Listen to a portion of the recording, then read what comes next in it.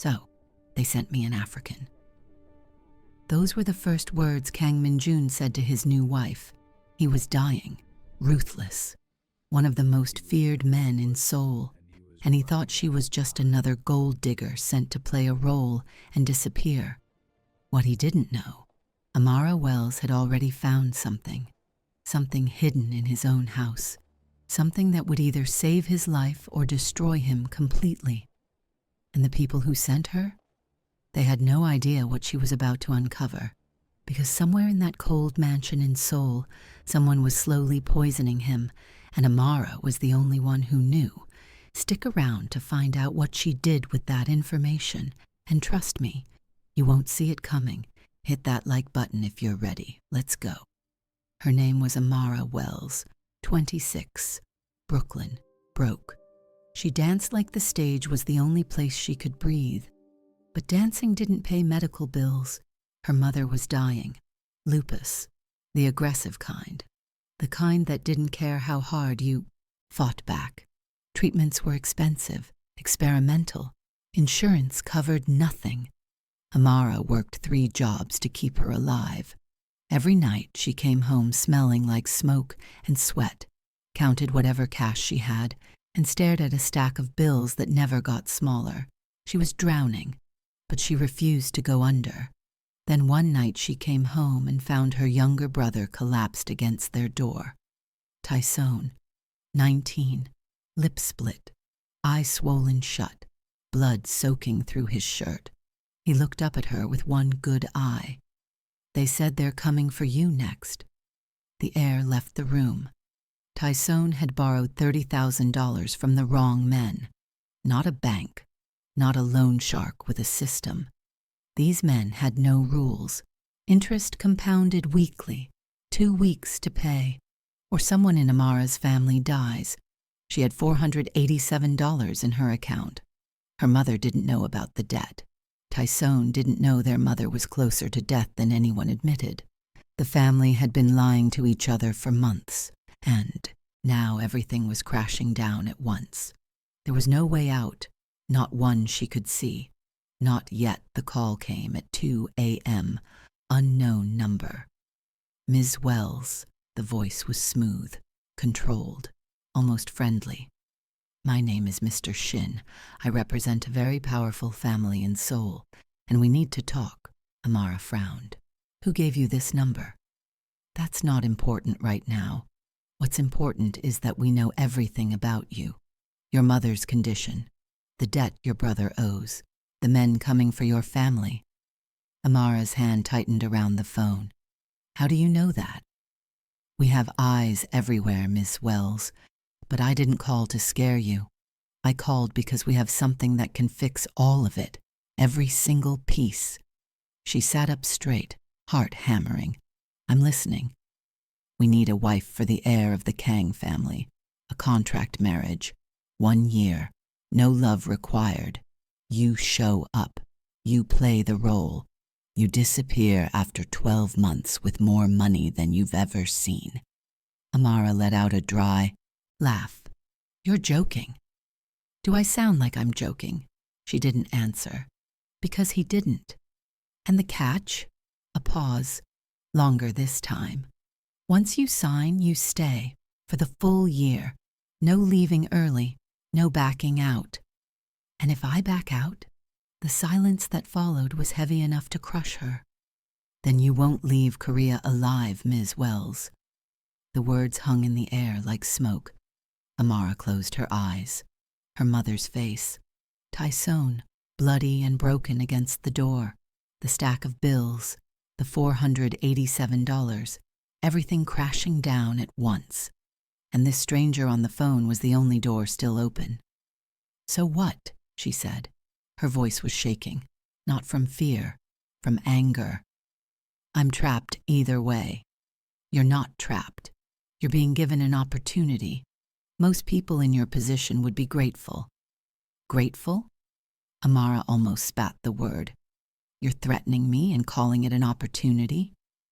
I'm giving you a choice, Miss Wells. A real one. Something no one else has given you. She opened her eyes, breathed. When do I leave? 3 days. Her voice cracked. I can't even say goodbye to my family in 3 days.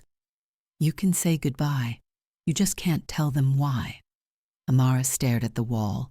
She thought about her mother, sick, fragile, not knowing her daughter was about to disappear into a country she'd never been to, married to a man she'd never met, trapped in a deal that could kill her. And my family? They're protected? All of them? Every single one. The debt disappears. Your mother gets the best treatment money can buy.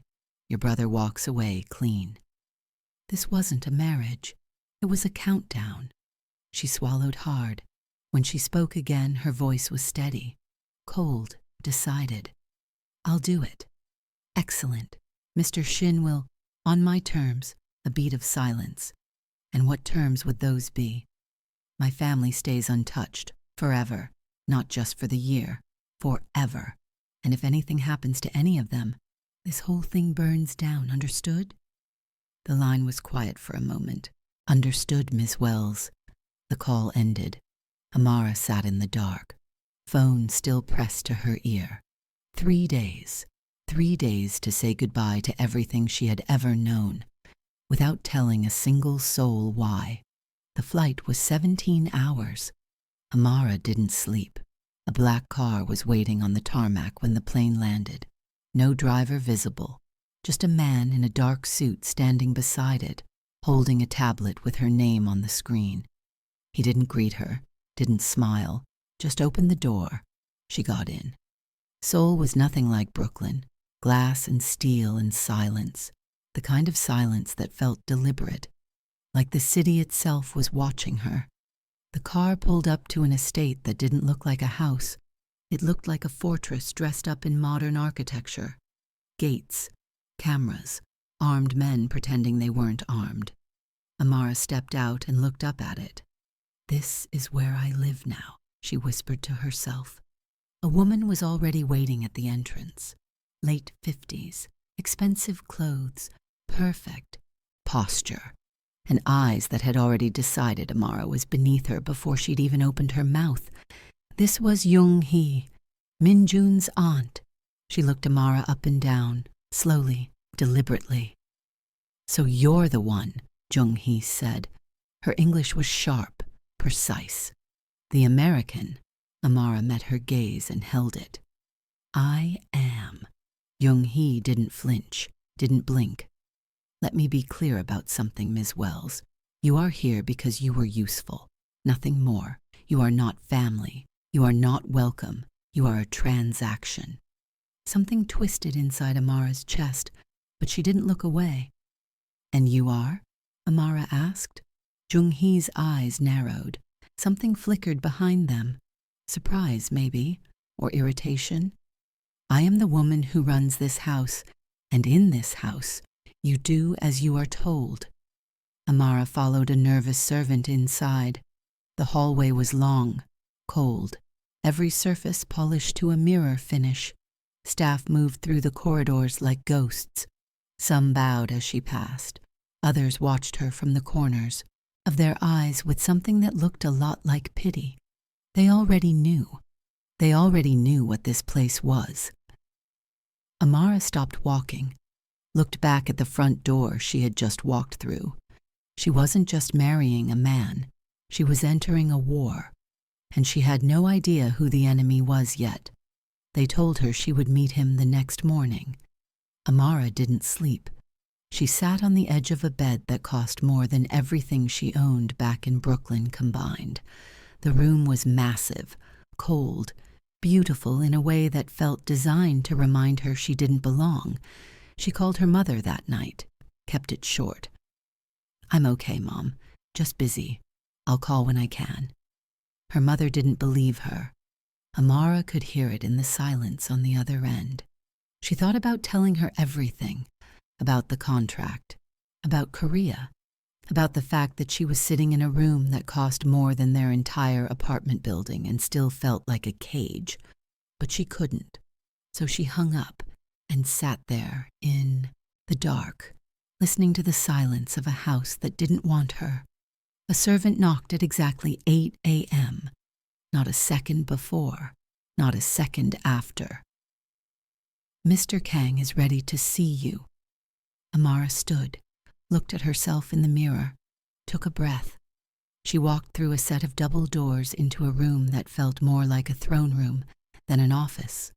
Floor-to-ceiling windows, dark wood, the kind of quiet that made every footstep sound like a gunshot.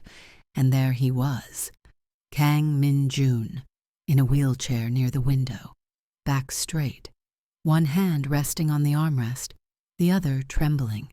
He didn't try to hide it, an oxygen tube clipped to his nose. He was younger than she expected, early 30s, sharp jaw, dark eyes that moved like they were calculating everything in the room at once. He was feared. That much was obvious. The way the staff had spoken about him, the way Jung-hee's voice changed when his name came up. But sitting there, in that wheelchair, he looked like a man running out of time. Amara stopped a few feet from him.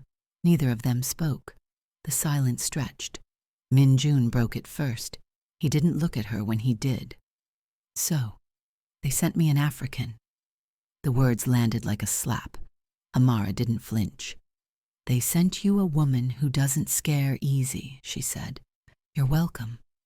His eyes moved to her for the first time. Studied her, really studied her, like he was trying to find the crack, the weakness, the thing she was hiding. "You're here for the money," he said, flat, certain. "Not everyone starts from the same place," she said. Something shifted in his expression, just barely, a flicker.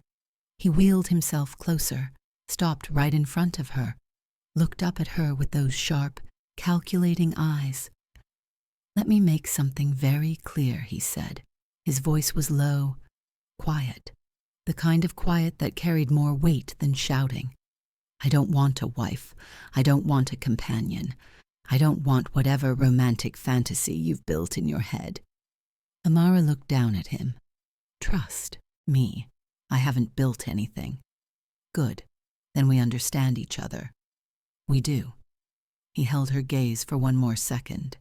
Then he turned his wheelchair away from her. "You can go." Amara didn't move.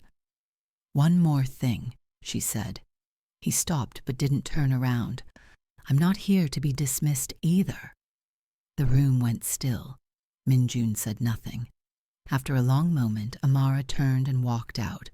She didn't look back. The wedding was set for 4 days later. 4 days. Amara got 4 days, and a closet full of dresses she didn't pick. The morning of the wedding, a team of stylists arrived at her door before sunrise. Silent, efficient. They didn't ask what she wanted. They already knew. A white gown. Traditional Korean elements woven into the design. Elegant, expensive, beautiful, cold. Amara stood in front of the mirror and stared at herself. She looked like a bride. She felt like a prisoner in silk. A stylist pinned something at the back of the dress and whispered, "You look very beautiful, Ms. Wells." Amara said nothing. She was thinking about the phone call she had made the night before. She had told her mother she was getting married. Her mother had gone quiet at first. Then the crying started. Happy tears. Excited tears. The kind of tears a mother cries when she thinks everything is finally going right for her daughter. Amara had held the phone away from her ear and stared at the ceiling. Her mother was crying because she thought Amara had found love.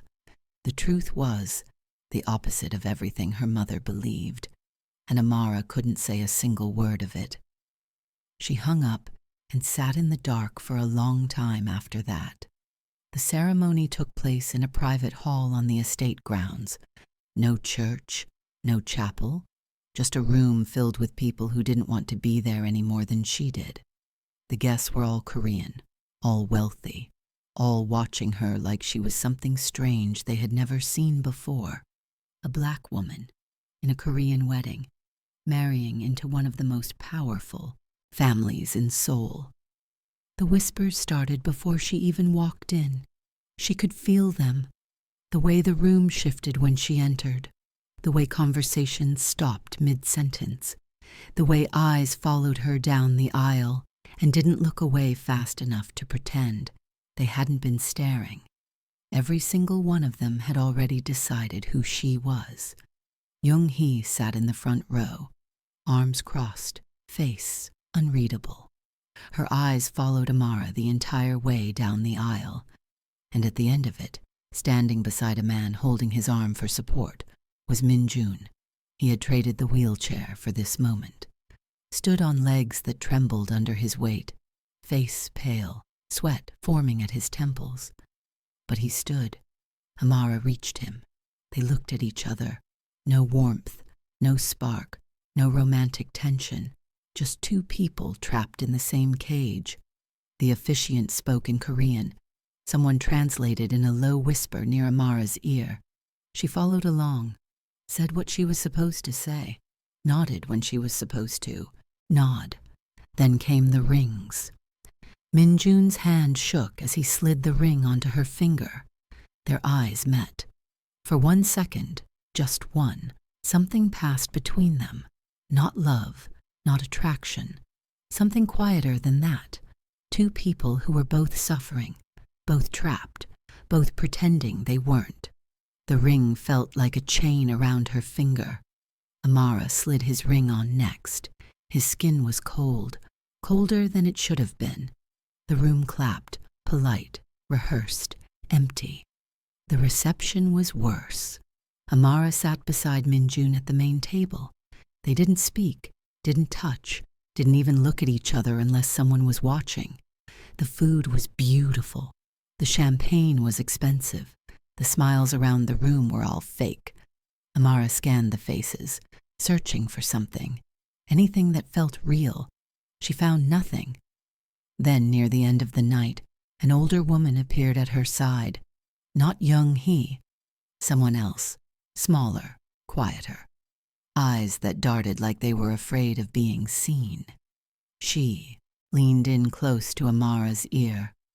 "Be careful," the woman whispered. Her voice was shaking. "Not everyone in this room wants him to survive the year." Amara turned to look at her, but the woman was already gone, disappeared into the crowd like she had never been there. Amara turned back to the table. Her hands were steady. Her face gave away nothing. But her mind was moving fast now, scanning the room again, not searching for something real anymore, searching for something dangerous. Min-jun was staring at his glass, not drinking, just staring. Not everyone wants him to survive the year. The word sat heavy in her chest like a stone, and for the first time since she arrived in Korea, Amara Wells felt something other than anger. She felt afraid. The first night as a married couple, they sat on opposite ends of a massive living room. A document on the table between them, 12 pages. Every rule of their arrangement laid out in black ink. Min-jun's lawyer handed Amara a pen. Amara picked up the document, started reading. Separate rooms, no exceptions, no emotional attachment, no personal conversations beyond what was necessary for public appearances. In public, she was to behave as his wife, obedient, graceful, present. She was not to interfere with family business, not to ask questions, not to look where she wasn't supposed to look. She was not to leave the estate without permission. Page after page, clause after clause, each one tightening the cage around her. Amara looked up at Min-jun. He was watching her read, arms crossed, face blank. "The rules are simple," the lawyer said. "Follow them, and this year will pass without incident." Amara set the document down, picked up the pen. "These rules protect you," she said, "but they don't protect me. You don't need protection. You need to follow instructions. And if someone in this house wants me gone, what then? There's nothing in here that says anyone has to keep me safe." Min-jun's jaw tightened, just barely. Nothing is going to happen to you. You don't know that. Something moved behind his eyes, something he didn't want her to see. He looked away first. Sign the document, Ms. Wells. Amara held the pen for a long moment. Then she signed. The first week passed in silence. Separate rooms, separate meals, separate lives under the same roof. Amara learned the rhythm of the house fast. Breakfast at 7, lunch alone in her room, dinner at the main table if there were guests, otherwise alone again. The staff watched her constantly, not with hostility, with curiosity. She was new, strange, a disruption to a system that had been running smoothly for years. A young woman named Soo Yeon brought her tea every morning without being asked. Never spoke much, but the cup was always warm. Others weren't as kind. One morning, Amara walked into the kitchen and a senior housekeeper, Mrs. Cho, was already there. She looked at Amara the way someone looks at a stain on an expensive piece of furniture. Breakfast is served in the dining room, Mrs. Cho said. Her tone made it clear she wasn't offering directions. She was drawing a line. Amara held her gaze for a beat, then walked out. She had survived worse than cold shoulders. But it was Min-jun who surprised her. The rules said no personal conversations. He followed them, mostly. But Amara caught him watching her more than once, in the hallway, during meals. Once, late at night, she walked past his study and found the door cracked open. She didn't mean to look, but she did. Min-jun was inside, sitting in his wheelchair by the window, staring at nothing, a glass of water in his hand, untouched. He didn't know she was there. Or maybe he did. Either way, he didn't look away fast enough for her to pretend she hadn't seen it. There was something behind those eyes, something buried deep, something he was fighting very hard to keep hidden. Amara didn't push, not yet, but she was watching. And in a house full of secrets, watching was the most dangerous thing she could do. Days turned into weeks, and the house revealed itself. The gossip started small. Amara walked into a room one morning, and 2 maids went silent instantly. Didn't even bother pretending they weren't talking about her. One of them, a younger girl, couldn't meet Amara's eyes. Guilt, maybe. Or fear. Amara said nothing, just poured her own coffee and walked out. She was used to being talked about. What she wasn't used to was being talked about like she was already gone. The isolation was worse. No phone calls allowed beyond what was approved by the family. No visitors. No leaving the estate without a guard and a reason. Every day the walls closed in a little more. Amara spent most of her time in the gardens. The gardens were beautiful, perfectly maintained. Not a single leaf out of place. Just like everything else in this house, perfect on the outside, suffocating underneath. One afternoon, she found an empty ballroom on the 3rd floor, dusty, untouched, like no one had set foot in it for years. She turned on her phone, found a song, and danced, alone, in the middle of a room full of ghosts. Her body moved the way it used to back in Brooklyn, free, weightless, like nothing else existed except the music and the floor beneath her feet. For 3 minutes and 42 seconds, she wasn't trapped. Then the song ended, and she was standing in the middle of an empty ballroom in a country that didn't want her, married to a man who couldn't look at her, surrounded by people who were waiting for her to disappear. She sat down on the floor and cried. It was the first time she had cried since arriving in Korea. Min-jun got worse. Amara saw it happening in pieces.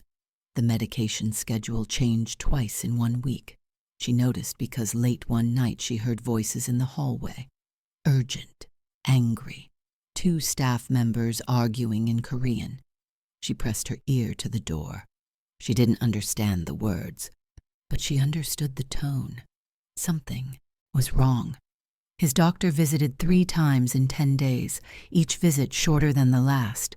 Each time the doctor left, the house shifted, a tension, a tightness, like everyone was holding their breath. One night, Amara passed his bedroom. The door was open a crack. She didn't mean to look, but she did. Min Jun was sitting on the edge of his bed, hands gripping the mattress, head bowed, an oxygen mask hanging from a stand beside him, swinging slightly like it had just been removed. His shoulders were shaking. He wasn't crying. Not exactly. It was worse than that. He was trying not to. Amara stood there for a long time, watching a man the entire country feared fall apart in private. She didn't knock. She didn't say anything. But something changed inside her chest that night. Something she wasn't ready to name. Young-hee made her presence known every single day. A comment here, a look there. Nothing outright cruel, but calculated, precise. The kind of cruelty that left no fingerprints. One morning at breakfast, Young-hee looked at Amara's outfit and smiled. "Such a lovely dress, Ms. Wells. Very bold for someone in your position." The table went quiet. Amara met her eyes and held them. "Thank you," she said, and kept eating. Young-hee's smile tightened, just a little. Amara had dealt with women like Young-hee her entire life. The only difference was Young-hee had more resources. But the thing that ate at Amara the most was the way they all looked at her. Like she was temporary, like she was already gone. The staff, the family, even the guards. No one invested in her. No one learned her name. No one bothered to know anything about her beyond what was required. She was a placeholder, a body in a white dress filling a role until the role was no longer needed. And every single day the message was the same. You don't matter here. You never will. It started with a prescription bottle. Amara was in the kitchen late one night. Couldn't sleep. Looking for water. A tray sat on the counter. Min Jun's medication, laid out in small white cups, each one labeled, each one timed. The staff member preparing it disappeared into the back. Amara stood there, staring. Something didn't feel right. She moved closer, picked up one of the bottles, read the label. She didn't know what half of these medications were, but one name caught her eye. She pulled out her phone, typed it in. Her stomach dropped. The medication was a blood thinner, prescribed for clotting disorders. Min Jun didn't have a clotting disorder. The next night she came back, watched from the hallway, noted which pills were added, which ones were swapped. The night after that, she waited until the tray was prepared, then checked the bottles herself. Same routine, same pills, same careful, quiet hands preparing a tray for a dying man. But one of the medications didn't match what the doctor had prescribed. Amara knew because she found the original prescription in Min Jun's study. She wasn't supposed to be in there. The door had been unlocked. She told herself she was just looking, just checking. But the truth was darker than that. She suspected someone was killing him, and she needed to know if she was right. The prescription said one thing. The pills in the tray said another. Someone was changing his medication, and it wasn't the doctor. She sat with it for one night of telling herself she was wrong, that she was reading too much into it, that this wasn't her fight. But she kept coming back to the woman at the wedding. Not everyone in this room wants him to survive the year. The next night, Amara made her decision. She walked into Min Jun's study. He was there, awake, always awake at this hour, sitting in his wheelchair by the window staring out at the dark gardens. He looked up when she walked in. "You're not supposed to be in here," he said. Amara closed the door behind her, locked it. Min Jun's eyes moved to the lock, then back to her. "What are you doing?" She didn't sit down, didn't soften her voice, didn't ease into it. "Someone is poisoning you. The words hit the room like a gunshot. Minjun didn't move, didn't blink. His face gave away nothing.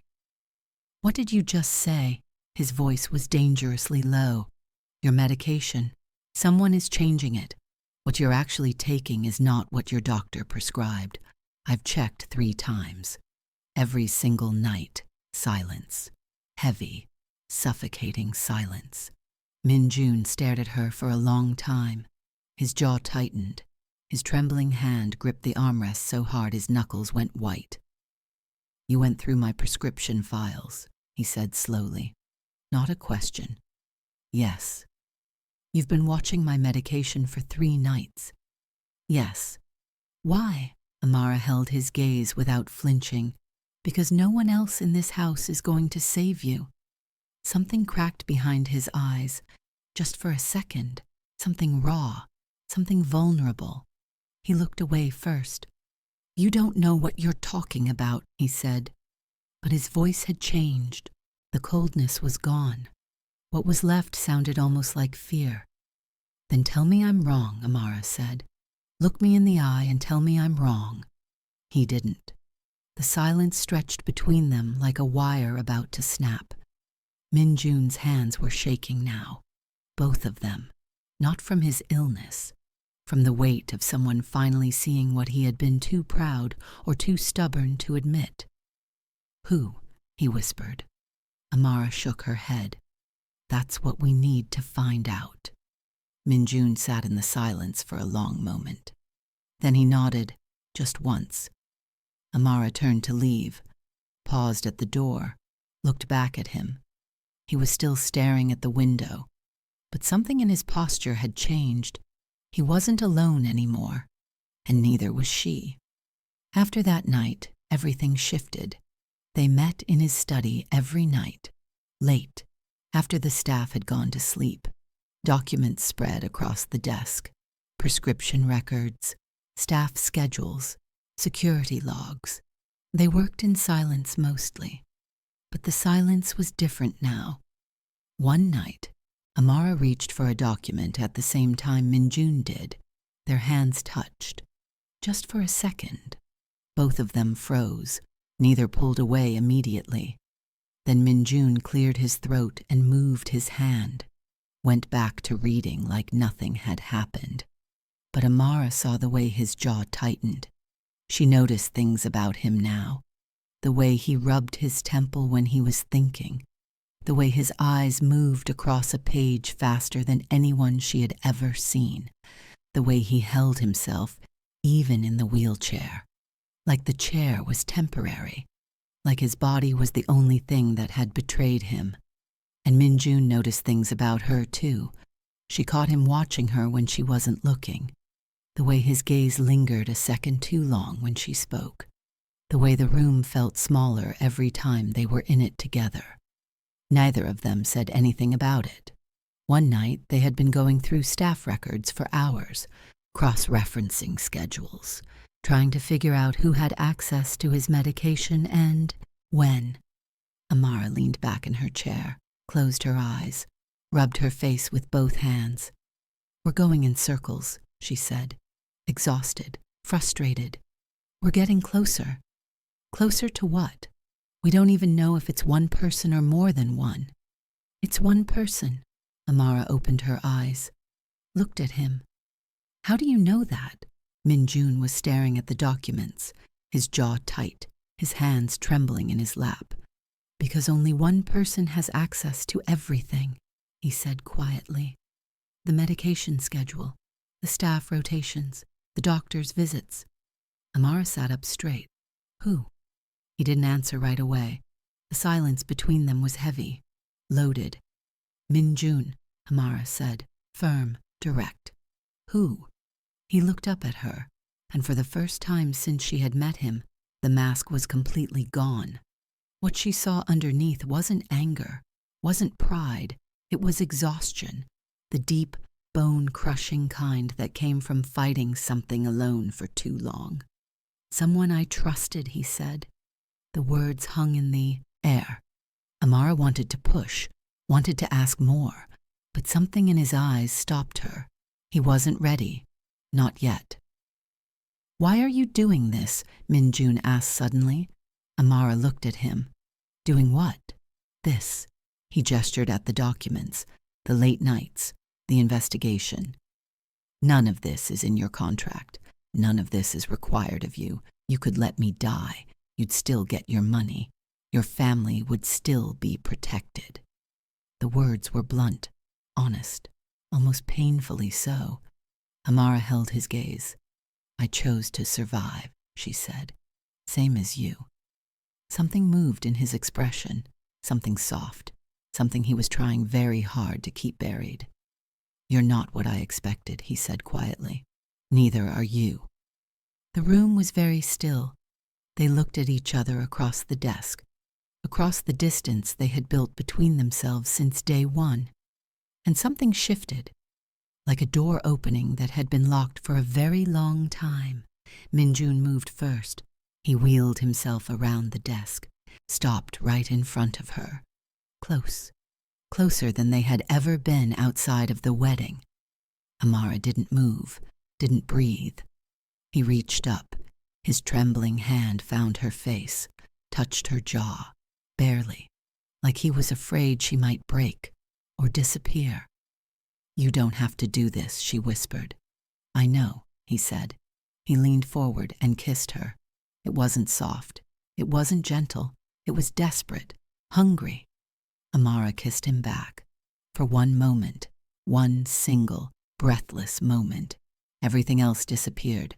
The contract, the rules, the danger, the poison, the war being waged around them by people they couldn't see. All of it gone. Just them. Then the door handle rattled. Someone was trying to get in. Amara pulled back first.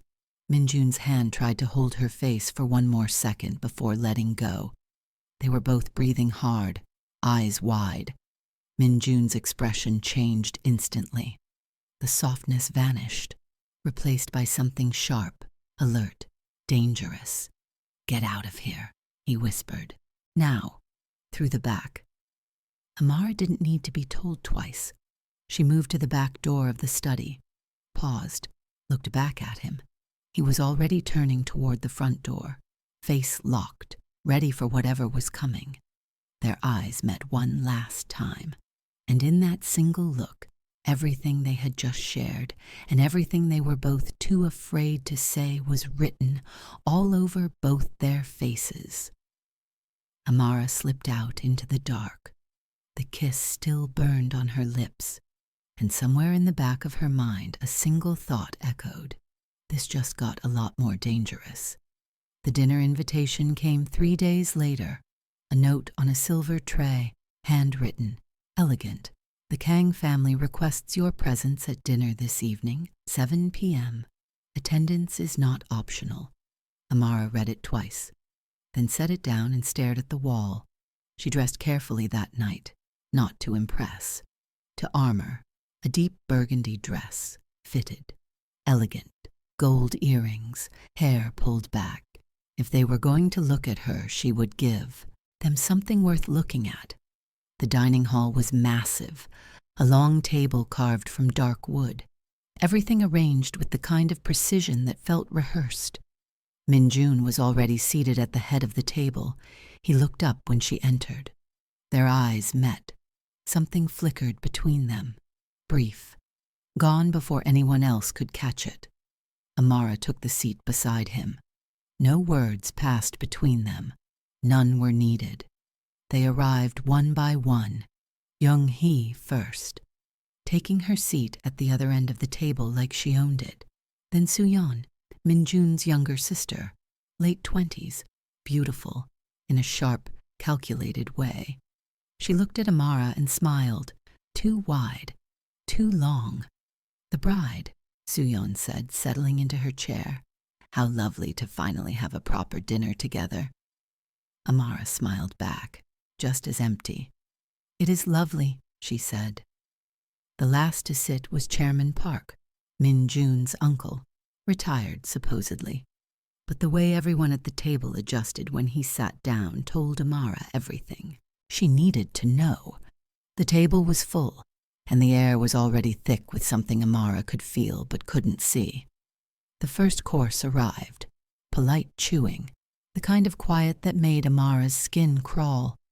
Suyeon broke it first. "So, Amara," she said, drawing out the name like she was tasting it. "How are you finding Korea? Must be quite the adjustment." "It's beautiful," Amara said, calm, neutral. "Beautiful," Suyeon repeated, smiled. "Yes, it is. From the outside." Jung-hee said nothing, but her eyes moved to Suyeon and back, a silent exchange, like a signal. Amara caught it. Chairman Park spoke for the first time. "Min-jun, how is your health?" The question was casual, too casual, like he already knew the answer and was asking for everyone else's benefit. Min-jun didn't look up from his plate. "Fine, uncle. Good, good." Park nodded, took a sip of wine. "Because the board is getting anxious. You know how they are." "I'll handle the board." "Of course you will." Park smiled. It didn't touch his eyes either. Suyeon leaned back in her chair with a glass of wine. Her tone was light, conversational. "You know," she said, "I find it fascinating, this arrangement." The table went quiet. Suyeon's eyes drifted to Amara, lingered. "A contract marriage, to someone from, well," she paused. "Let the silence do the work. It's quite unconventional, isn't it?" "Suyeon," Min-jun said, a warning. Suyeon ignored him, kept her eyes on Amara. "I'm just saying, it raises questions about what exactly you bring to this family beyond presence." The word landed like a slap. The table held its breath. Amara set down her fork, slowly, deliberately, picked up her wine glass instead, took a sip, set it down. Then she looked at Suyeon. "I bring exactly what was asked of me," Amara said. Her voice was steady, cool. "I'm here. I'm doing my part, and I'm not going anywhere." Suyeon's smile widened, like she had been waiting for exactly that response. "Of course you're not," she said. "You have nowhere else to go." The words cut through the air like a knife. Min-jun moved before Amara could respond. He set down his own utensils, turned to Suyeon, and when he spoke, his voice was quiet, controlled, the kind of quiet that could shatter glass. "That's enough." Suyeon blinked. For the first time, something like uncertainty crossed her face. I said enough." The air in the room shifted. Everyone at the table straightened. Even Chairman Park looked up. Min-jun didn't raise his voice. He didn't need to. The authority behind it was enough to silence the entire room. Suyeon closed her mouth, picked up her wine, looked away. The dinner continued. But something had changed. Min-jun had defended her, publicly, in front of his entire family, and every single person at that table had seen it. Amara didn't look at him for the rest of the meal, but underneath the table, where no one could see, his hand found hers, trembling, warm, holding on, didn't pull away. After dinner, as the family dispersed into the hallway, Jung-hee appeared at Amara's side like a shadow. "Don't let tonight fool you," Jung-hee said. Her voice was low, barely above a whisper. Amara turned to her. Jung-hee's face was unreadable, but her eyes were sharp, sharper than usual. "Suyeon wasn't just talking," Jung-hee said. "This marriage is about inheritance, control, who gets what when he's gone." She stepped closer, lowered her voice even more. "And you, Miss Wells, you are the only thing standing between them and everything they want." Amara opened her mouth to respond, but Jung-hee was already walking away. Amara stood alone in the hallway. The candles flickered, the house hummed with secrets, and somewhere in the back of her mind a single realization settled like cold water. She wasn't just a pawn in this game. She was the most dangerous piece on the board. It happened 2 days later. Amara was in the garden, late afternoon. The sun was low, casting everything in gold. She had found a quiet corner near the stone wall where no one bothered her. She came there every day now, sat on a bench, closed her eyes. It was the closest thing to peace she had found since arriving in Korea. Then she heard it, glass breaking somewhere inside the house, loud, violent, followed by shouting in Korean. Amara was on her feet instantly. Guards appeared from nowhere. 2 of them sprinted past her toward the main entrance. Another grabbed her arm. His hand was shaking. "Stay here," he said. Firm, urgent. "Do not move." "What's happening, Yami Neni Nanen?" Amara demanded. He didn't answer, just pushed her toward a side door and disappeared. Amara stood there for exactly 10 seconds. Then she went inside anyway. The chaos was on the 2nd floor. She climbed the stairs fast, heart pounding, every nerve in her body on fire. When she reached the hallway, she found Min Jun's bedroom door wide open. Inside, 2 guards had a man pinned against the wall. Someone she didn't recognize. Young, desperate, bleeding from a cut on his forehead. And on the floor, scattered across the marble like broken bones, was Min Jun's medication tray. Pills everywhere, bottles shattered, liquid pooling across the white stone. Min Jun was in his wheelchair near the window, pale but steady, his eyes locked on the intruder with a look that could have burned through steel. "Who is he?" Amara asked. Her voice came out sharper than she intended. Min Jun didn't look at her. "Someone who didn't want me to wake up tomorrow." The guards dragged the man out. Within minutes, the hallway was swarming with people, doctors, security. Young Hee appeared from somewhere with a phone already pressed to her ear. Amara watched the way Young Hee's eyes moved to the shattered medication tray and stayed there for a beat too long. Then Soo-yeon appeared at the top of the stairs, hair slightly disheveled, face wide-eyed with shock, shock that looked almost too perfect, almost rehearsed. Amara filed that away. Later that night, after the house had finally gone quiet, a note was slipped under Amara's door. No envelope, no signature, just 2 lines written in black ink on white paper. "He survived tonight, but they won't stop trying. Watch the medication. Watch the family. Watch yourself." Amara picked up the note. Read it twice, 3 times. She turned it over, nothing on the back. She looked toward the door, opened it, stepped into the hallway, empty, silent, dark. Whoever had left it was already gone. She didn't sleep that night, sat on the edge of her bed, the note in her hands. The image of the shattered medication tray burned into her mind. Someone had tried to kill him tonight, in his own bedroom, in his own house.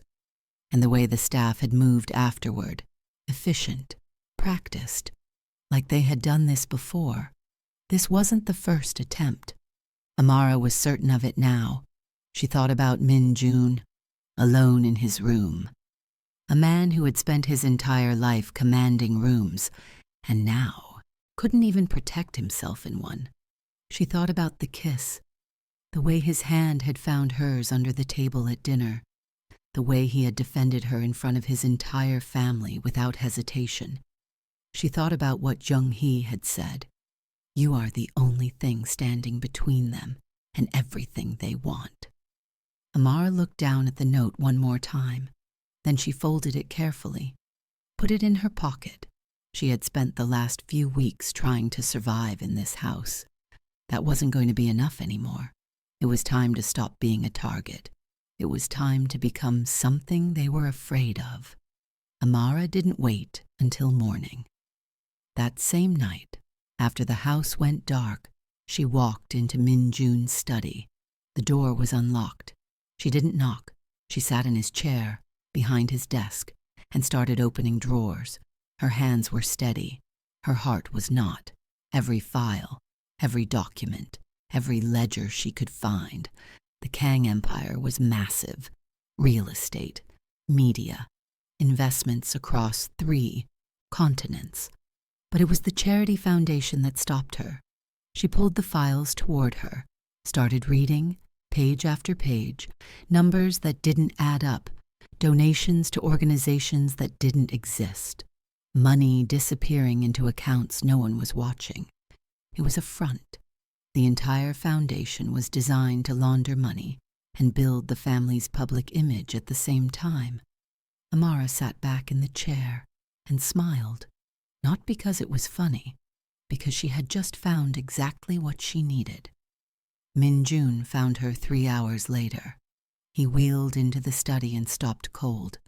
Amara was still sitting in his chair, files spread across the desk, a glass of coffee beside her. She looked up at him like she'd been waiting. "What are you doing?"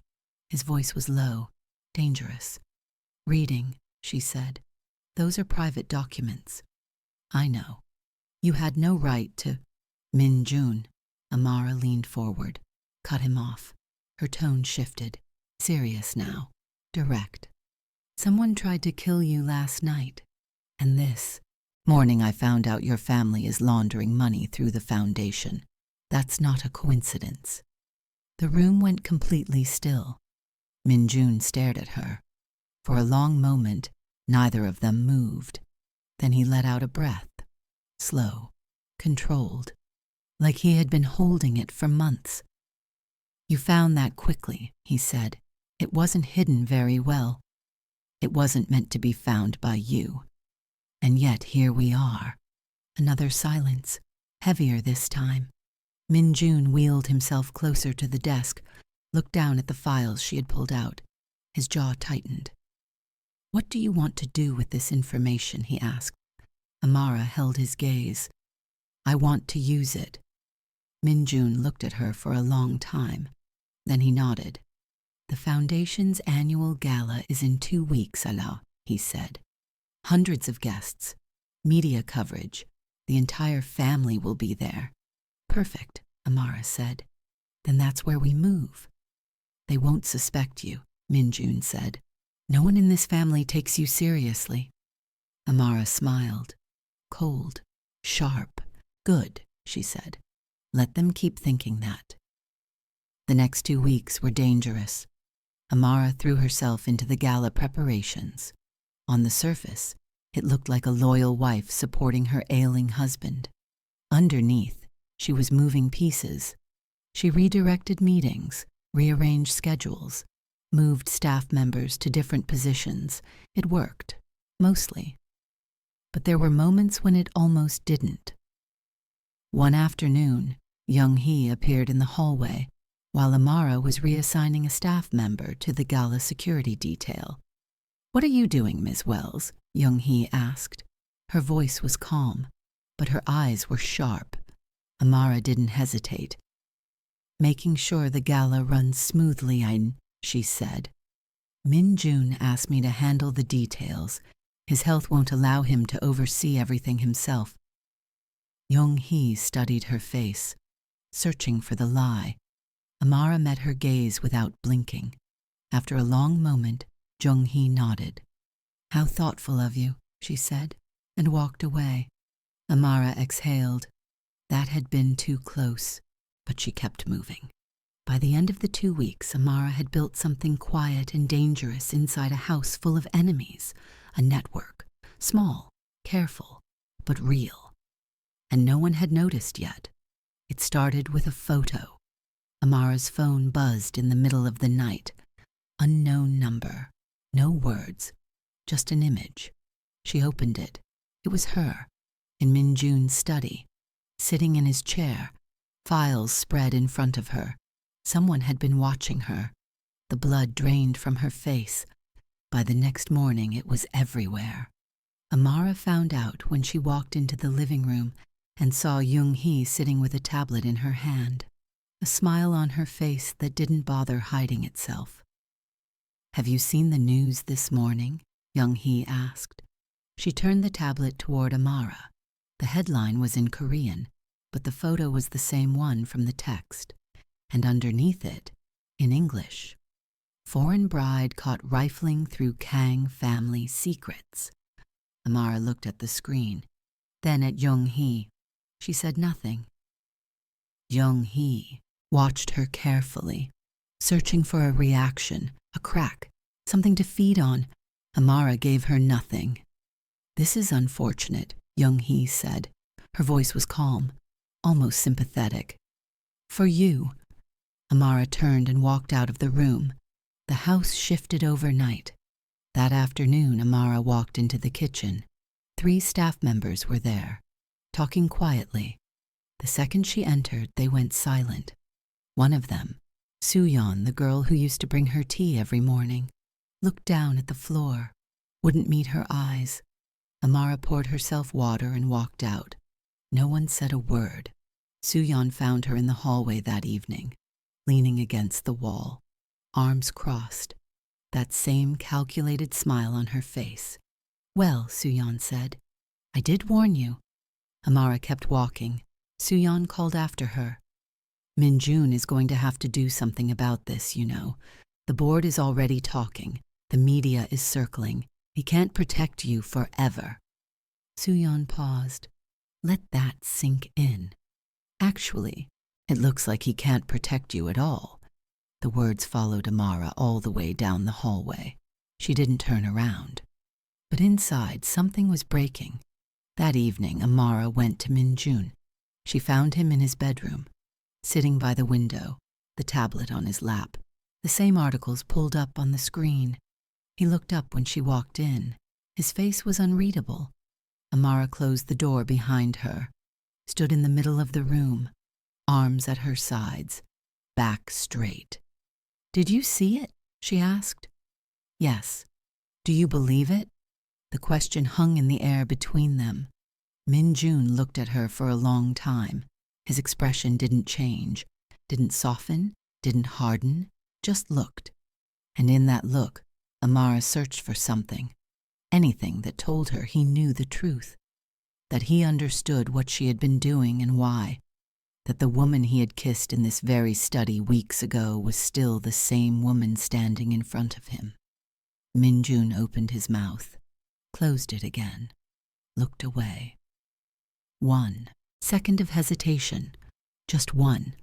But Amara saw it, and it shattered something inside her that she didn't know could still break. "Min-jun," she said. Her voice cracked. She hated that it cracked, hated that after everything she had survived, it was this one moment, this 1 second of doubt from the one person whose belief mattered. "I did everything for you, so," she whispered, "everything. I found the poison. I built the evidence. I was trying to save your life, and right now you can't even look me in the eye and tell me you believe me." Min-jun still wouldn't look at her. His hands were trembling, both of them, gripping the armrests of his wheelchair like they were the only thing holding him together. "The board met today," he said quietly. "They want you out of the house." The words hit her like ice water. "And what did you tell them?" Silence, the kind of silence that answered everything. Amara nodded, slowly, like she had expected it, like she had always known this moment would come. She turned toward the door. "Amara," she stopped, didn't turn around. "I didn't have a choice," he said. She stood there for a long moment. "You always have a choice," she said. "You taught me that." Then she walked out. She didn't look back. That night, Amara sat on the floor of her room. No tears. She had burned through those weeks ago. Just emptiness. She thought about her mother, about Tyson, about Brooklyn, about the life she had left behind. She thought about Min-jun, the way he had defended her at the family dinner, the way his hand had found hers under the table, the way he had kissed her like she was the only real thing in his world, and then the way he had looked away. 1 second. That was all it took. 1 second of doubt, and everything they had built crumbled. She packed in 40 minutes, kept only what was hers, a phone, a photograph of her mother, and the note that had been slipped under her door weeks ago. Everything else stayed. Young-hee was waiting in the foyer when Amara came downstairs. Of course she was, arms crossed, face carrying something that looked like satisfaction. "A car is waiting," Young-hee said. "It will take you to the airport." Amara walked past her without stopping. "Miss Wells," Amara paused, didn't turn around. "You are never going to survive this house," Young-hee said. Her voice was quiet now, cold. "No one like you ever does." Amara said nothing. She kept walking. The car was black, the same kind that had picked her up when she first arrived in Seoul. Amara got in, closed the door. The driver pulled away from the estate without a word. She watched the house shrink in the rearview mirror, the gates closing behind her, the cameras watching her leave the same way they had watched her arrive. She thought about Min-jun somewhere inside that house, alone, sick, betrayed by his own family, too proud or too broken to fight back. She wanted to be angry at him. Part of her was, but underneath the anger was fear and grief, and something that felt dangerously close to regret, not for leaving, for believing he would fight for her. The flight back to Brooklyn was 17 hours, same as the one that had brought her here. But this time, Amara didn't stare out the window. She stared at nothing, at the seat in front of her, at her own hands in her lap, hands that had found evidence no one else had looked for, hands that had kissed him like the world was ending. And now those same hands were empty. She landed in JFK at 6 a.m. Brooklyn was gray, cold. Everything looked smaller than she remembered. She took a cab back to the apartment. It felt like coming back to someone else's life. Her mother was awake when she walked in, sitting in the kitchen, a cup of tea in front of her. She looked up when Amara came through the door. For a moment, neither of them spoke. Then her mother's face broke into a smile, weak, tired, but genuine. "You're home," she said. Amara dropped her bag, crossed the room, sat down across from her mother, took her hands. Her mother looked at her, really looked at her, and something shifted in her expression. "What happened?" she asked quietly. Amara opened her mouth. The words were right there, all of them. The contract, the poison, the betrayal, the way a man she barely knew had become the most important person in her life and then let her walk away. But she couldn't say any of it. Not yet. "Nothing," Amara said. Her voice was steady. "Barely. I just missed you." Her mother didn't believe her. Amara could see it in her eyes, but she didn't push. She just squeezed Amara's hands, and Amara held on. The days that followed were hollow. Amara went back to teaching dance. One afternoon, she was in the middle of a class. 8 kids, all moving to the same beat, all following her lead. She watched them in the mirror and felt nothing, no joy, no connection, no sense that any of this mattered. She was going through the motions, teaching steps she had taught 1,000 times, smiling when she was supposed to smile, correcting posture when she was supposed to correct it, but inside she was still standing in a cold study in Seoul, still watching Min-jun look away. One of the kids asked her a question. Amara blinked, came back to the room. "Sorry, what?" the girl repeated herself. "Something about the next combination." Amara nodded, showed her again.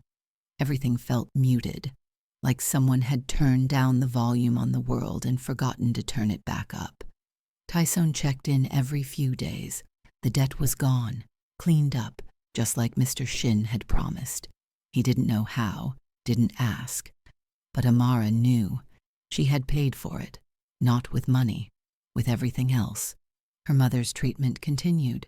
The best doctors, the best medication, all of it paid for by the Kang family. Every month, a deposit appeared in her account like clockwork. Blood money, Amara thought every time she saw it. But she didn't send it back, because her mother was alive, and Tyson was safe. The deal was honored, every piece of it, except her. 2 weeks after she returned, Amara found out she was pregnant. She sat on the bathroom floor for an hour afterward, staring at the test, at the 2 lines that changed everything all over again. She thought about calling Min Jun. She could find a way, track down Mr. Shin, get a number, send a message, and then what? Tell him she was carrying his child? Tell him that the woman he didn't fight for was now tied to him for the rest of her life? She imagined the conversation, his voice on the other end of the line, cold, distant. The same voice that had said, "The board met today. They want you out." Or worse. Silence. No response at all. Amara pressed her back against the bathroom wall, closed her eyes. She had walked into that house with nothing. She had left with even less. And now she was carrying a piece of him that she couldn't let go of even if she wanted to. She didn't tell anyone. Not her mother. Not Tyson. Not a single soul. Because telling someone would make it real in a way she wasn't ready to face. So she carried the secret, quietly, alone, the same way she had carried everything else. Late at night, when the apartment was dark and the city was loud and everything felt impossibly heavy, Amara would place her hand on her stomach and think about a man in a wheelchair by a window in Seoul, trembling, dying, alone. She wondered if he was still alive. She wondered if he ever thought about her. She wondered if any of it had been real. And every single night, the answer felt the same. It was real, all of it. And that was the hardest part. Min Jun didn't sleep for 3 weeks after she left. The night Amara walked out, he sat in his study and stared at the door she had closed behind her. He told himself he had made the right choice. The board, the family, the company, all of it depended on him making the rational decision. Amara was a complication, a risk, a woman who had walked into his life because she had no other choice and would have walked out eventually anyway. He told himself that for 3 hours. Then he stopped believing it. The next morning, Min Jun refused to take his medication. All of it. His personal doctor came that afternoon, panicked, begged him to follow the prescription. Min Jun looked at the man and said one word. "Which ones are real?" The doctor froze. Min Jun wheeled himself closer. His voice was low, dangerous, the kind of voice that had built an empire. "Amara told me someone was changing my medication. I didn't believe her. I should have. So I'm asking you now, which pills are actually mine, and which ones are killing me?" The doctor's face went white. He didn't answer, but he didn't need to. His silence said everything. Min Jun called in his own outside team that same day. Not the family doctors, his own people. People he trusted before the family had gotten their hands on everything. They ran tests, full blood panels, toxicology screens. The results came back in 48 hours. Min Jun held the report in his trembling hands, read it 3 times. Amara had been right. Every single thing she had found was confirmed. The medication had been altered, not by the doctor, by someone with access to the prescription schedule and the pharmacy rotation. Someone inside the house. Min Jun set the report down, closed his eyes, and for the first time in his life, Kang Min Jun felt something he had never allowed himself to feel. Regret. Not the polite kind. Not the kind you acknowledge and move past. The kind that sits in your chest like a stone and doesn't let you breathe. He thought about the night she had confronted him, the way she had stood in the middle of his room, with her back straight and her voice cracking. "I did everything for you." He had looked away. 1 second, that was all it took to lose her. Min Jun opened his eyes. The report was still there, the proof, the confirmation that she had been right, and he had been too afraid to believe her, too afraid of the board, too afraid of the family, too afraid of losing the little power he had left. And in that fear, he had lost the only person who had ever truly fought for him. Not for the company, not for the inheritance, not for the Kang name, for him. The board had gotten what they wanted. Amara was gone. The media story had blown over. The Kang family name was safe, but Min-jun was still dying. And dying, he realized, gave him a very clear view of who mattered and who didn't. Min-jun spent the next 4 days hunting, not with guards, not with investigators, just him, his study, and every piece of information he could pull from staff schedules, pharmacy rotations, and security logs. He cross-referenced every name, every shift, every person who had access to his medication over the last 6 months. And slowly, the picture came together.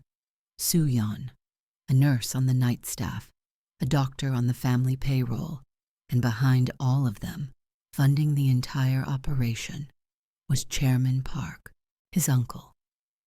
Min-jun stared at the final document. Park's private account. Wire transfers matched to the exact dates his medication had been changed. His own family, his own blood, smiling at him across the dinner table while slowly killing him. Min-jun closed the folder and called a meeting. They arrived within the hour. Soo-yeon walked in first, still carrying that satisfied smile, still acting like she had won. Jung-hee came next, arms crossed, watching. Chairman Park entered last, slow, deliberate, like he had all the time in the world. They sat down. Min-jun was already at the head of the table, wheelchair positioned exactly where his father used to sit. He opened the folder, set it on the table, slid it to the center. "I know you tried to kill me," he said. Soo-yeon's smile vanished. Park's eyes moved to the folder, then back to Min-jun. Something shifted in his expression. Calculation. "And what exactly do you think you know?" Park asked. Calm, measured. Min-jun didn't answer. He opened the folder, laid out the first document, toxicology report. Soo-yeon's face went pale. He laid out the second document, prescription alterations, side by side with the real prescriptions. Park's jaw tightened. He laid out the third, financial records, wire transfers from Park's private account to the nurse, to the doctor. The room went completely still. No one spoke. No one moved. Soo-yeon's hands were gripping the edge of the table, knuckles white. Park stared at the documents like they were something mildly inconvenient. "This proves nothing," Park said. Min-jun looked at him. "It proves everything," he said. "And I've already sent copies to the authorities and to the media." The air in the room turned to ice. Park's jaw clenched.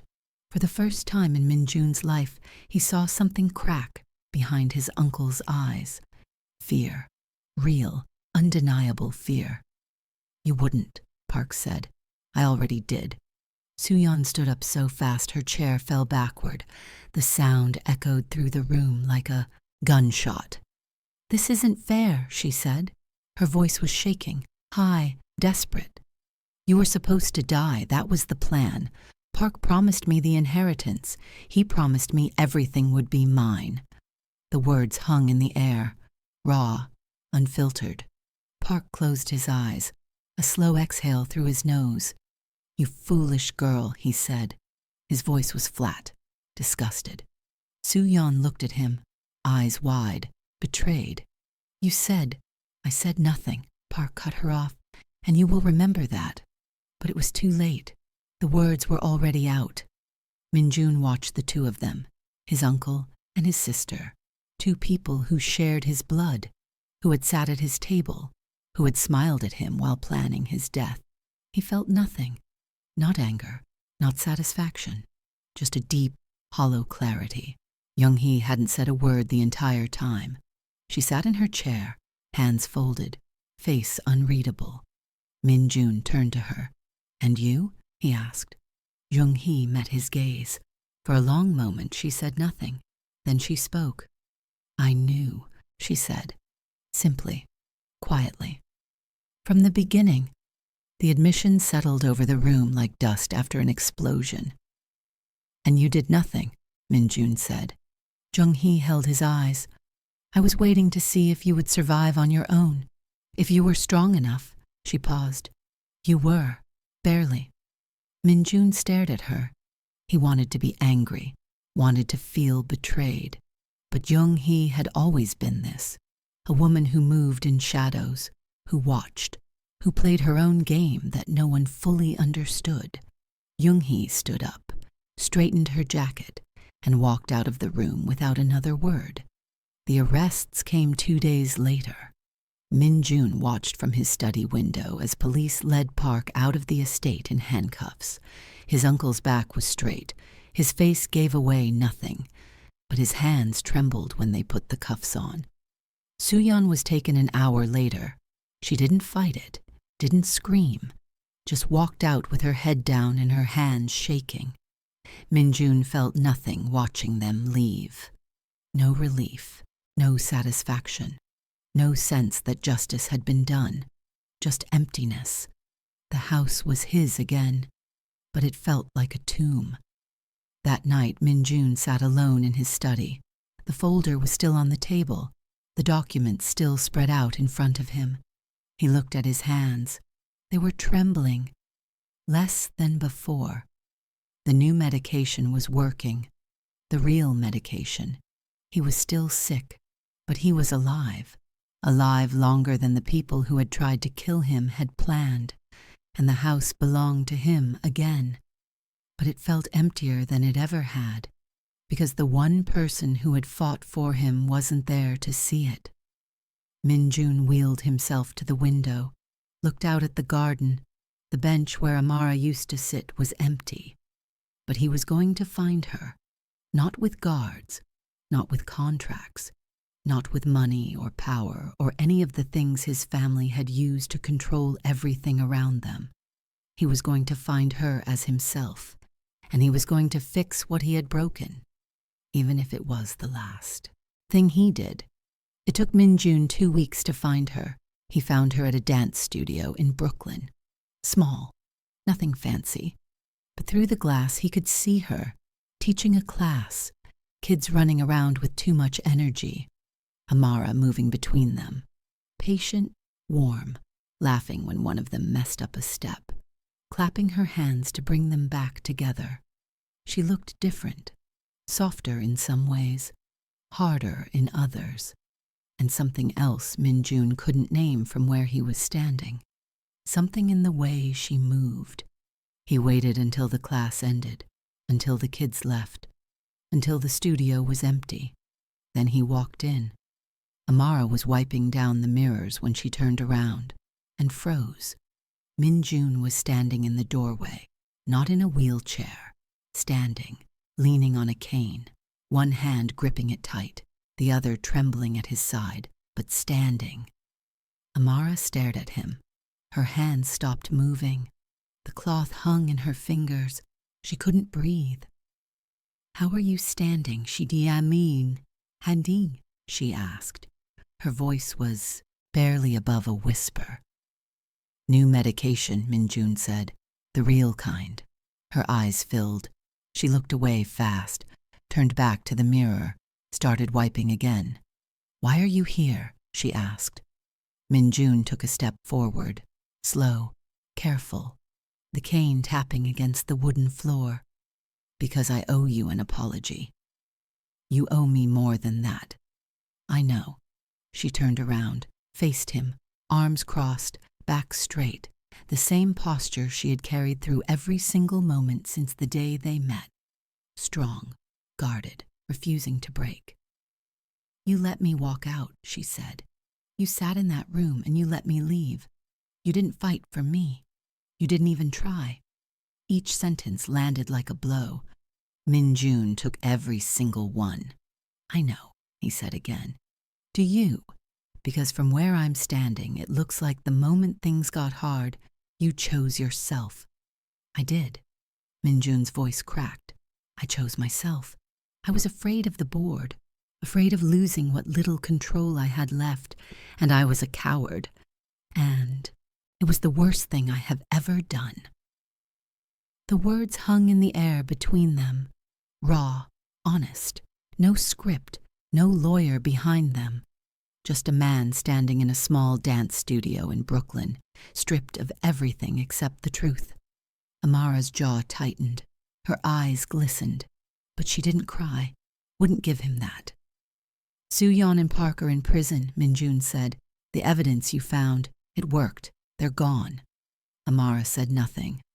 You saved my life, he continued. His voice was shaking now. And I let you believe I didn't trust you, that you meant nothing, that everything between us was just... He stopped, couldn't finish. It wasn't, he said. None of it was. Amara uncrossed her arms, looked at him, really looked at him. The man in front of her was not the same man she had met in that cold study in Seoul. The walls were gone, the mask was gone. The careful, controlled exterior that had kept everyone at a distance for his entire life. What was left was just a man, scared, sick, alone, and standing in front of her anyway. I'm not going back to Korea, she said. I'm not asking you to, and I'm not signing another contract. I would never ask you to sign anything again. Minjun reached into his jacket pocket, pulled out a small black box. Amara's breath caught.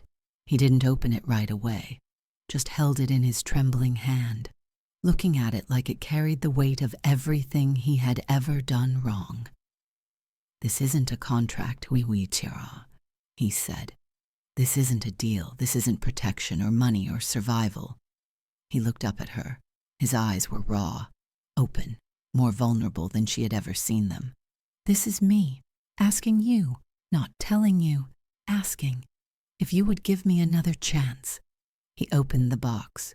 A simple ring, no diamonds, no extravagance, just a thin gold band with a single small stone.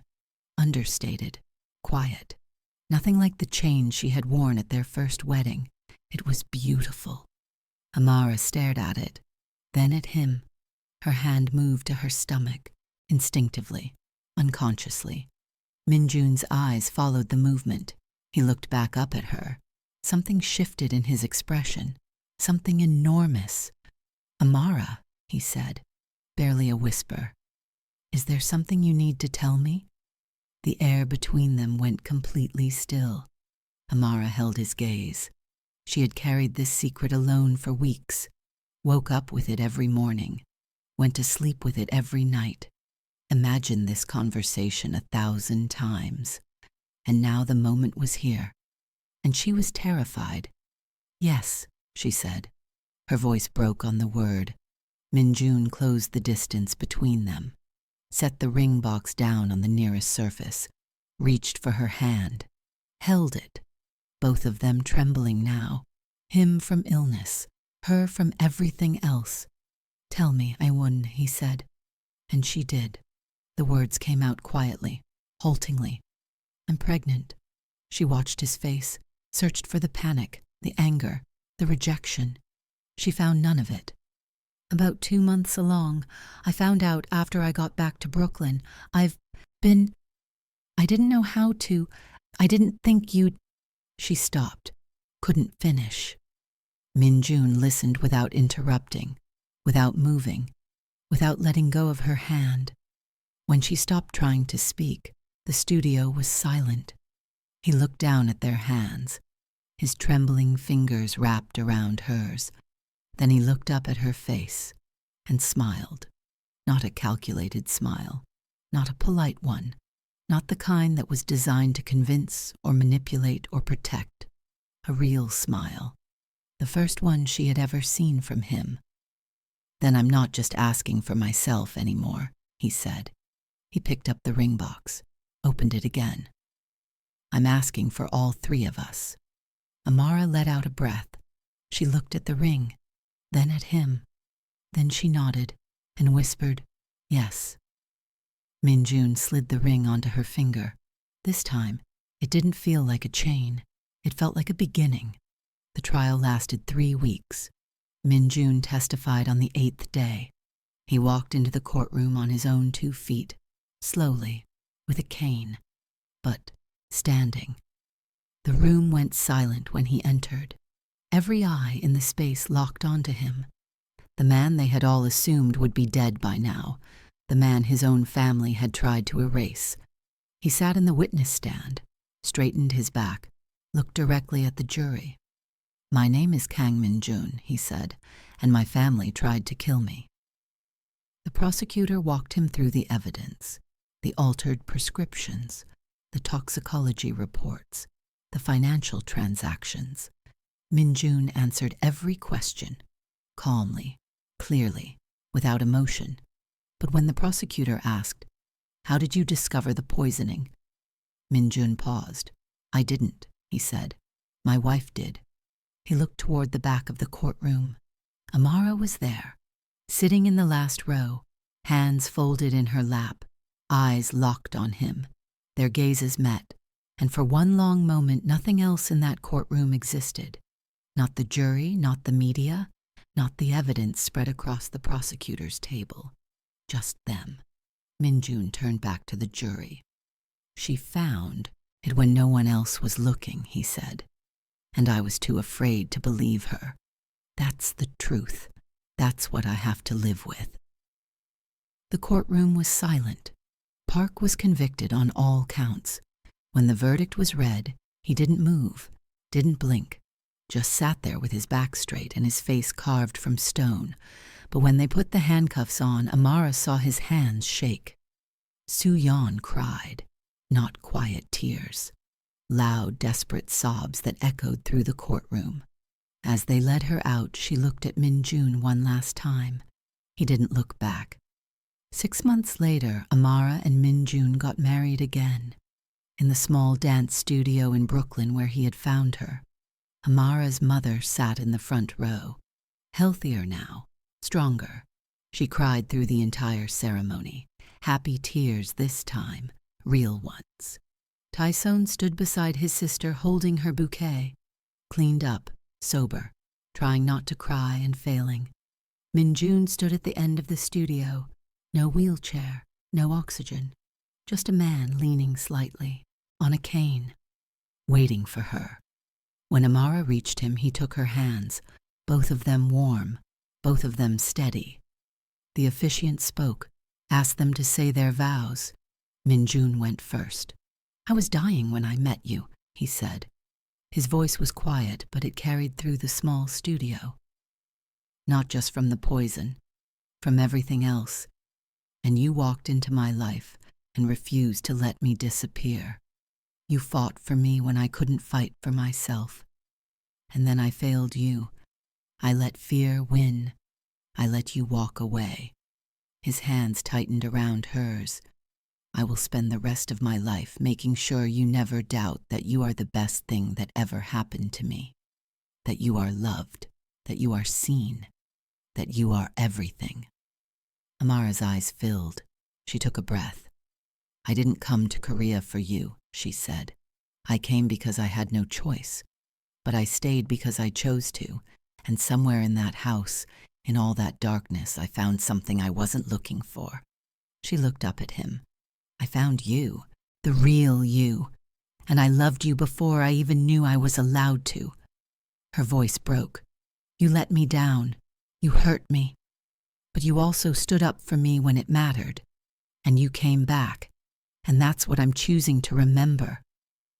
When it was time for the rings, Min-jun slid hers on first, the same ring from the dance studio, the thin gold band, the single small stone. But this time, when it slid onto her finger, it felt different, not like a chain, like a promise. Amara slid his on next. His hand was still. For the first time since she had known him, his hand wasn't trembling. She looked up at him. He was already looking at her, and in his eyes she saw everything he had never been able to say out loud, everything he had almost died without saying, everything that had almost been lost forever. The baby came 3 weeks later, 3:47 a.m. on a Tuesday. Amara labored for 11 hours. Min-jun stayed beside her the entire time, holding her hand, letting her crush his fingers when the contractions hit. When Nala finally came, she came screaming, loud, furious, like she had been waiting her entire life to be heard. The nurse placed her in Amara's arms. Amara looked down at her daughter and cried, not from pain, not from exhaustion, from relief, that she was here, that she was real, that she was theirs. Min-jun sat beside the bed, watching. When Amara finally fell asleep hours later, the nurse asked if he wanted to hold her. He nodded. She placed Nala in his arms. She was so small, so impossibly small. Min-jun looked down at his daughter, at her tiny hands, her closed eyes.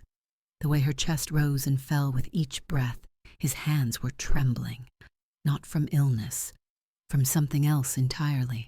Fear, wonder, love so overwhelming he didn't know what to do with it. He had spent his entire life commanding rooms, building empires, making decisions that affected thousands of people, and this 7-pound human terrified him more than any of it. "I don't know how to do this," he whispered to her. Nala yawned. Min-jun smiled. "We'll figure it out," he said. A year later, on their first real anniversary, Min-jun gave Amara a letter. She read it alone in the studio late at night after everyone had gone home. It was short, just a few lines. "I spent my entire life being feared. I thought that was power. It wasn't. Power is what you did, walking into a house full of enemies with nothing but your own strength, and making every single one of them afraid of you. I will spend the rest of my life earning what you gave me for free. Thank you for not giving up. On me, on us, on yourself. I love you, all of you, every piece." Amara read it 3 times. Then she folded it carefully, pressed it against her chest, and sat there in the quiet of her studio, the place where she had found herself again after everything fell apart. The place where Min-jun had found her, the place where their daughter would one day learn to dance. She thought about the woman she had been when this all started, broke, desperate, trapped, and the woman she was now, free, not because someone had saved her, because she had saved herself, and in doing so, she had saved him too. Amara stood up, turned off the lights, and walked home to her family. Amara walked into that house with nothing. She left with everything that mattered. If this story had you hooked, hit that like button. It helps more than you think.